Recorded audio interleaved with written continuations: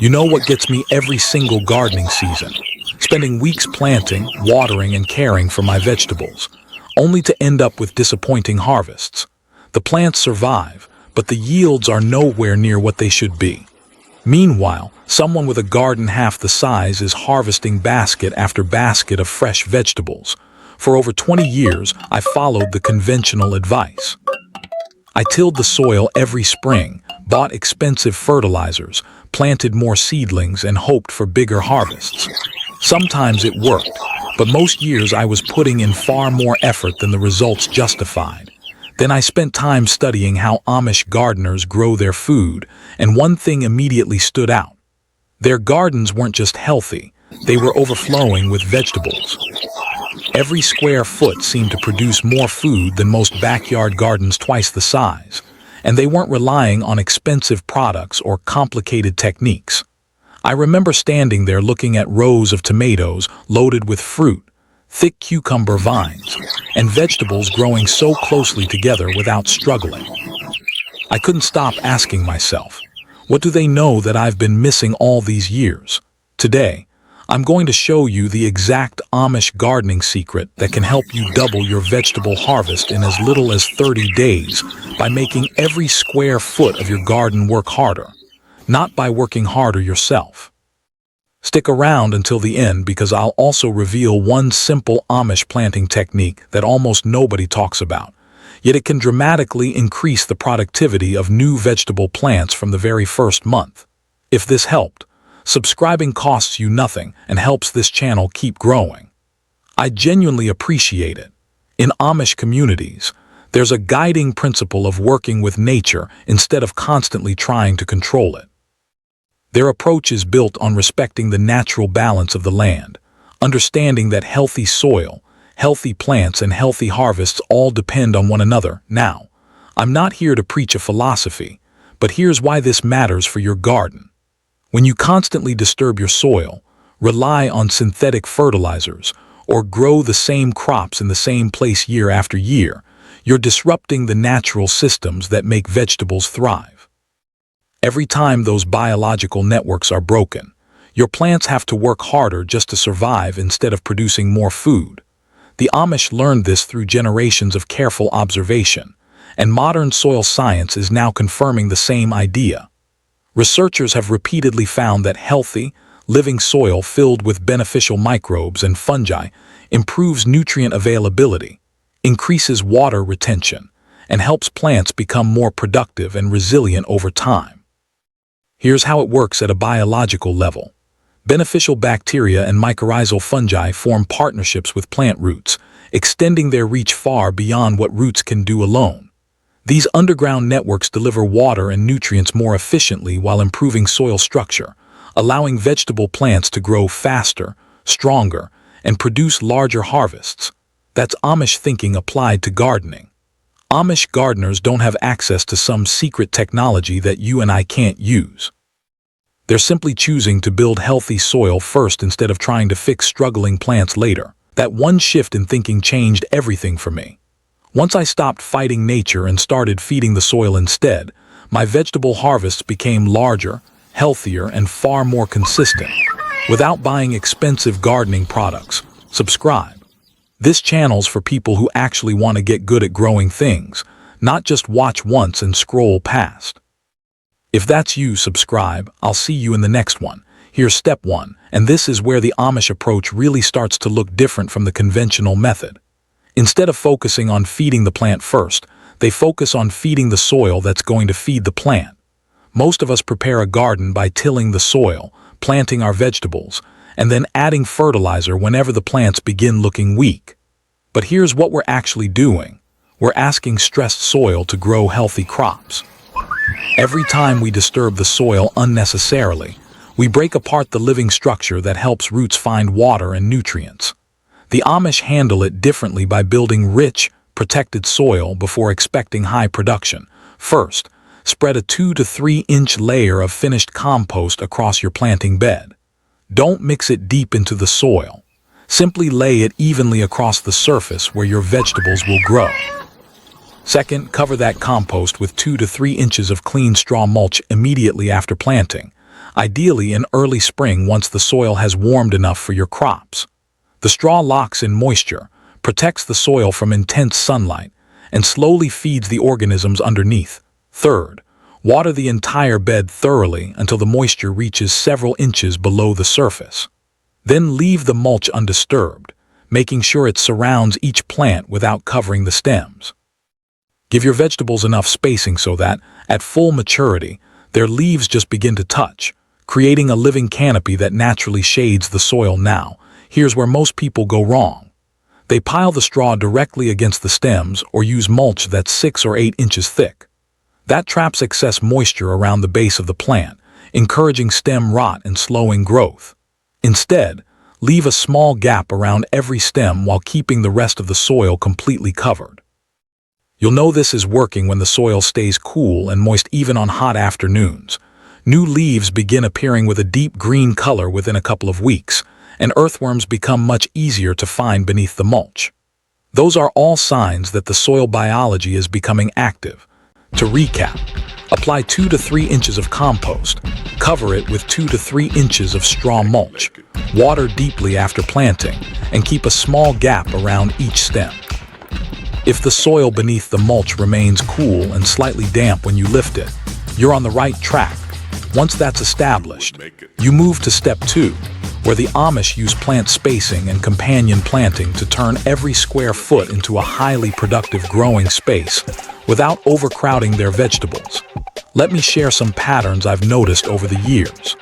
Things I used to do the conventional way that the Amish approach handles completely differently. No judgment here. I did every one of these for far longer than I'd like to admit. Once I recognized these patterns, my harvests became noticeably larger without making my gardening routine more complicated. The first pattern is feeding the plant while ignoring the soil. Most of us wait until our vegetables start looking pale or weak, then we reach for fertilizer. The plants may green up for a while, but the soil underneath is still struggling to support healthy growth. The problem is you're treating the symptom instead of the cause. Weak soil can't consistently deliver the water and nutrients plants need. The Amish approach focuses on building rich, living soil before the growing season even begins, because they know healthy soil naturally grows healthier vegetables. What that means practically is stronger roots, steadier growth, and plants that continue producing instead of slowing down halfway through the season. The second pattern is leaving garden soil exposed. Most of us keep our beds looking neat with bare soil between plants. It looks clean, but every hot afternoon the soil dries out faster, beneficial organisms become stressed, and weeds quickly move in. The problem is bare soil loses moisture, overheats, and gradually loses the biological activity that vegetables depend on. The Amish approach keeps nearly every inch of the soil covered with straw or organic mulch because they understand that protected soil stays cooler, holds moisture longer, and feeds life beneath the surface. What that means practically is less watering, fewer weeds and vegetables that keep growing even during hot weather. The third pattern is planting vegetables in long rows of the same crop. Most of us place all the tomatoes together, all the peppers together, and all the beans together because it's simple to organize. The problem is that you're creating an easy target. If a pest finds one plant, it can quickly spread across the entire row. The Amish approach mixes compatible vegetables and herbs throughout the garden because they understand that diversity naturally interrupts pests while making better use of every square foot. What that means practically is healthier plants, fewer pest problems, and a more productive garden without relying on chemical sprays. The fourth pattern is tilling the garden every season. Most of us believe more tilling creates better soil.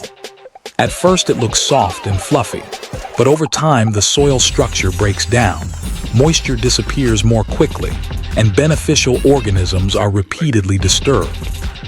The problem is that constant tilling destroys the underground networks that help plant roots thrive. The Amish approach disturbs the soil only when necessary, allowing worms, fungi, and beneficial microbes to do much of the work naturally. What that means practically is richer soil, better water retention, and stronger vegetable production year after year. None of these conventional approaches will ruin your garden. They're just leaving production on the table. Small changes like these may not seem dramatic at first, but together they're the reason many Amish gardens produce far more food from the same amount of space. Before I learned this, my vegetable garden looked productive from a distance, but the harvest told a different story. I was using a large amount of garden space, watering constantly, and adding fertilizer whenever plants started slowing down. Even then, many crops produced fewer vegetables than I expected, and by the middle of summer the soil had become dry, compacted, and difficult to work with. This is where everything changed. Imagine a split screen. On the left is my old garden, bare soil, scattered weeds, smaller plants, and long gaps between harvests. On the right is the same amount of space after applying the Amish-inspired methods: rich soil covered with straw mulch, healthy green plants, thicker foliage, and baskets filling up week after week. The difference wasn't because I bought expensive equipment. It came from changing how I treated the soil. Now my vegetable beds stay productive for much longer during the season. The plants establish faster, require less frequent watering, and continue producing consistently instead of slowing down early. In the same amount of garden space, I'm harvesting significantly more vegetables than I did before, and the soil improves each season instead of becoming more depleted. Here's the progression. Week 1-2. Newly transplanted vegetables settle in with less transplant shock, leaves remain green, and fresh growth begins to appear month 1. Plants become fuller, root systems are well established, and flowering starts earlier on many crops month 3. Harvests become noticeably heavier, plants remain healthier through hot weather, and the benefits of mulching and healthy soil are easy to see year 1. The soil becomes darker, easier to work, holds moisture better, and supports stronger vegetable production going into the next growing season. A healthy, well-supported indeterminate tomato plant growing in deeply enriched soil can commonly produce 30 to 60 full-size tomatoes over a season, depending on the variety and growing conditions. 4 healthy plants in a well-managed small garden can provide well over 100 tomatoes during the harvest period. By succession planting crops like lettuce, beans, or radishes, you can keep harvesting fresh vegetables over several months instead of all at once. My best seasons have consistently come after focusing on soil health rather than chasing quick fixes.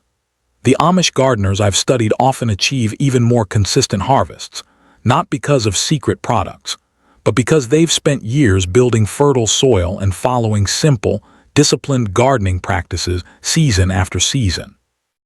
Realistically, don't expect your harvest to double overnight. In your first season, you'll likely notice healthier plants, steadier growth, and a meaningful increase in production if you apply these methods consistently. As your soil improves year after year, those gains often become even more noticeable. I'd rather you begin with realistic expectations and end up pleasantly surprised than promise results that no one can guarantee. If any of this changed the way you think about growing vegetables. If you're tired of working harder every season only to harvest less, and if you want a garden that naturally produces more food without relying on expensive products, I'd really encourage you to check out my complete guide. If this helped, subscribing costs you nothing and helps this channel keep growing. I genuinely appreciate it. I've put together a step-by-step plan that shows you exactly how to build a highly productive small space garden from the ground up. It covers soil preparation, bed design, companion planting, spacing, succession planting, watering strategies, and the exact system you can follow to grow more food in less space. It's called the Small Space Garden Blueprint, and it's designed to help you create a garden that's productive from the very beginning instead of relying on trial and error. There are 2 easy ways to get it. 1. Click the link in the description below. 2. Or grab your phone, open your camera, and point it at the QR code on your screen right now. If you want more deep dives into traditional gardening methods, Amish growing techniques, small space gardening strategies, and practical systems that help you harvest more food season after season, hit subscribe and turn on the notification bell. I upload new gardening videos every week to help you grow smarter, not harder. Now here's what I want to hear from you. What's the biggest thing that's limiting your vegetable harvest right now? Is it poor soil, pests, lack of space, watering problems, or something completely different? Leave your answer in the comments below. I read every single comment, and your question might inspire one of my next videos. If this video changed the way you think about your garden or gave you a practical strategy you can use this season, please share it with someone who's been wanting to grow more of their own food but doesn't know where to start. Thanks so much for spending time with me today. I truly appreciate it, and I'll see you in the next video.